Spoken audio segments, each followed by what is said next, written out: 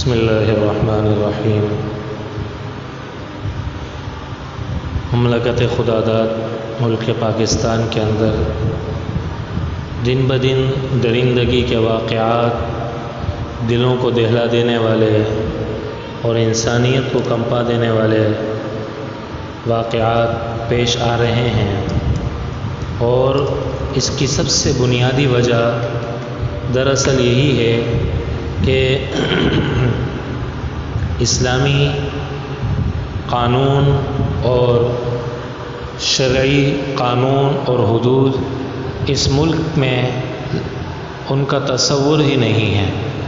بلکہ اگر کوئی شرعی قانون اسمبلیوں سے پاس بھی کرایا جاتا ہے تو ہمارے ملک کے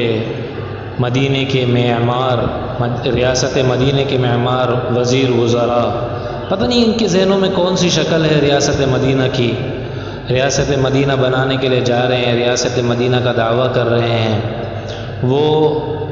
ان ایسے قوانین کی سختی سے مخالفت کرتے ہیں اور ان کے بارے میں عجیب عجیب اول فول ایسی باتیں کرتے ہیں جن کا تصور ایک مسلمان سے اور ایک اسلامی ریاست کے سربراہوں سے تصور ہی نہیں کیا جا سکتا کہ وہ اس قسم کی بات کر سکتے ہیں۔ لاہور کا موٹر وے کا واقعہ ہو یا کراچی کے اندر چھوٹی بچی، 5 سالہ بچی جس کے ساتھ زیادتی کی گئی، اس کو تیزاب سے جلایا گیا، اس کو سنسار کیا گیا، تصویر بھی نہیں دیکھی جاتی اس بچی کی، کیا گزری ہوگی اس ماں باپ پر، کیا گزرتا ہوگا ایسے ماحول کے اندر ان کی اولادوں کے اوپر، کیا گزر رہا ہوگا حال ان کے گھروں میں۔ آپ دیکھیں نا، اس سے بڑھ کر اور کیا انسان کی گھٹیا پن کی حرکت ہو سکتی ہے کہ ایک خاتون اپنے بچوں کے ساتھ رات کے اندھیرے میں ایک جگہ کھڑی ہے اور اس کے ساتھ اس قسم کا معاملہ اس کے بچوں کے سامنے کیا جائے اور پھر پیسے بھی لوٹے جائیں، عزت بھی گئی، دولت بھی گئی، عزت بھی گئی، دولت بھی گئی۔ پتہ نہیں ہمارے قانون نافذ کرنے والے ادارے کیا کر رہے ہیں۔ ہاں، اگر کسی حکومت کے سربراہوں میں سے کسی کے رشتہ داروں میں یہ واقعہ پیش آ جائے، پھر آپ دیکھیے کیسے فٹافٹ اس کی تفتیش بھی کمپلیٹ ہو جاتی ہے اور مجرم بھی پکڑے جاتے ہیں، ان کو سزائیں بھی ہو جاتی ہیں، عدالتوں سے بھی فیصلے ہو جاتے ہیں۔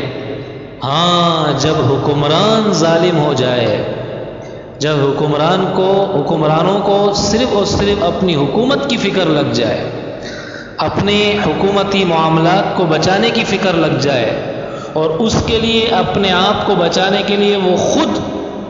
اپنے رائے کے خلاف رائے رکھنے والوں پر ظلم و ستم کرے اور اس کے لیے جس قسم کا وہ قدم اٹھا سکتا ہے وہ اٹھانے سے دریغ نہ کرے، تو پھر اس قسم کے واقعات کا عوام میں رونما ہونا کوئی بعید نہیں ہے۔ جب حکمران عادل ہوتے ہیں، عمر بن عبدالعزیز رحمۃ اللہ علیہ، تو جانور بھی دوسرے جانور کے ساتھ زیادتی اور ظلم نہیں کرتا تھا، اور جب حکمران ظالم ہوتے ہیں تو پھر انسان بھی دوسرے انسان کو نہیں چھوڑ۔ تو اس لیے میرے عزیزو، ہم اپنے دماغوں سے یہ تصور نکال دیں کہ ہم ریاست مدینہ کے رہائشی ہیں یا ہمارے حکمران ریاست مدینہ کی طرف قدم اٹھا رہے ہیں۔ جب تک وہ شرعی قانون پاس نہیں کریں گے کچھ بھی نہیں ہوگا۔ کیا ہوگا؟ 4 دن تک بیان بازی چلتی رہے گی، وزیر اعلیٰ نے نوٹس لے لیا، گورنر نے نوٹس لے لیا، وزیر اعظم خود اس معاملے کو جو ہے وہ دیکھ رہے ہیں، چیف جسٹس نے خود جو ہے وہ اس پر نوٹس لیا ہے، خود نوٹس لیا ہے اور اس کی سماعت کریں گے اور یہ ہوگا وہ ہوگا۔ بس یہ 4 دن کی کہانی ہے، 4 دن کے بعد کچھ پتہ نہیں ہوگا کہ کیا ہوا کیا نہیں ہوا۔ کوئی نہ کوئی ایسی بات آ جائے گی جس کی وجہ سے کہیں گے کہ یہ شواہد ناکافی ہیں، یہ چیز جو ہے وہ بطور ثبوت میں قوی اور مضبوط نہیں ہے۔ اس لیے میرے عزیزو، ہمیں چاہیے کہ ایک کام تو ہم یہ کریں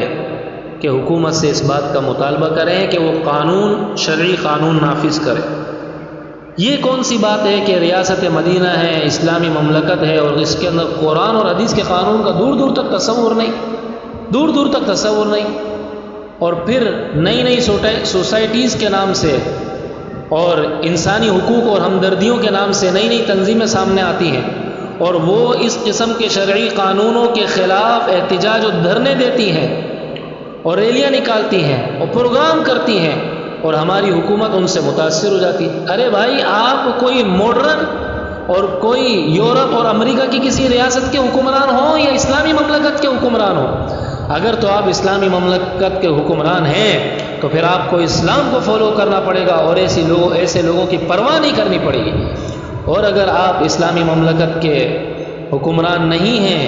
جیسا کہ آپ کے عمل سے اور آپ کے قول سے 100% ظاہر ہے، صرف دعویٰ برائے دعویٰ ہے، 4 دن کے بعد پتہ بھی نہیں چلے گا کہ کیا ہوا تھا معاملہ اور کہاں گیا تھا، کیا ہوا کیا نہیں ہوا، تو پھر آپ عوام کو بتا دیں اور ظاہر کر دیں، تاکہ پھر اگر عوام میں اسلامی شعور ہوگا تو پھر وہ خود اسلامی شخصیات کے منتخب اور متعین کرنے کے لیے تگدو کریں۔ دوسری بات، اپنی فیملی کے ساتھ کوئی حفاظتی بندوبست کا ضرور خیال کریں اور اس کی فکر کریں۔ اس میں آیت الکرسی ہے اور قرآن اور حدیث کی دوسری دعائیں ہیں، ان کا بھی اہتمام ہو، اور اس کے ساتھ ساتھ فیملی اگر کہیں جا رہی ہے یا کوئی بھی معاملہ ہے تو یہی تصور کر کے کہ کوئی ایسی پریشانی ان کو پیش نہ آ جائے جس کی وجہ سے کسی درندے کی درندگی کا یہ شکار نہ ہو جائے، اس بات کا بہت خیال کریں اور اللہ تعالیٰ سے دعا کریں کہ اللہ تعالیٰ ہماری نسلوں کی حفاظت کرے۔ یاد رکھیے، انسان کی کوئی نہ کوئی خطا یا کوئی نہ کوئی انسان کا قصور ایسا ہوتا ہے کہ پھر انسان کے اوپر اس قسم کی مصیبتیں آتی ہیں۔ ہمیں خود بھی توبہ کرنا چاہیے اور اپنی نسلوں کی حفاظت کے لیے اللہ سے توبہ بھی مانگتے رہنا بھی چاہیے، اور ان حکمرانوں کے لیے بھی اللہ تعالیٰ سے دعا کرنی چاہیے۔ اگر ان کے نصیب میں ہدایت ہے اور یہ اسلامی حکومت نافذ کر سکتے ہیں، اسلامی قانون کو نافذ کر سکتے ہیں، اسلامی حکومت بنا سکتے ہیں تو اچھی بات ہے، ورنہ اللہ تعالیٰ اس کا متبادل ہمیں عطا فرمائے۔ اللہ بھائی ہم سب کو اس قسم کے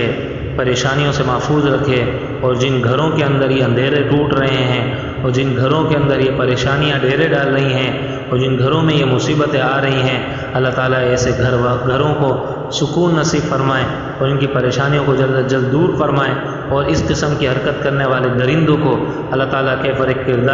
کردار تک پہنچائے۔ یاد رکھیے گا، اسلامی شریعت اس کی اگر یہ شادی شدہ ہیں تو ان کا سنسار کرنا ہے، ان کو بیچ روڈ پہ لٹکا کر سنسار کرنے کا عمل جب تک وجود میں نہیں آئے گا اس وقت تک یہ اس قسم کے واقعات بہت آسانی کے ساتھ دن بدن رونما ہوتے رہیں گے، بلکہ اس کی تعداد بڑھتی چلی جائے گی۔ اس لیے ہم لوگ جو محفوظ ہیں ہمیں چاہیے کہ اپنی حفاظت کو برقرار رکھنے کے لیے قدم اٹھائیں اور اللہ کی ذات پر بھروسہ کر کر حکمرانوں پر دباؤ ڈالیں، تاکہ ہم آگے مزید کسی قسم کی پریشانی کا شکار نہ ہو جائیں۔ اللہ تعالیٰ بھائی بہت زیادہ ہماری حفاظت فرمائے، آمین۔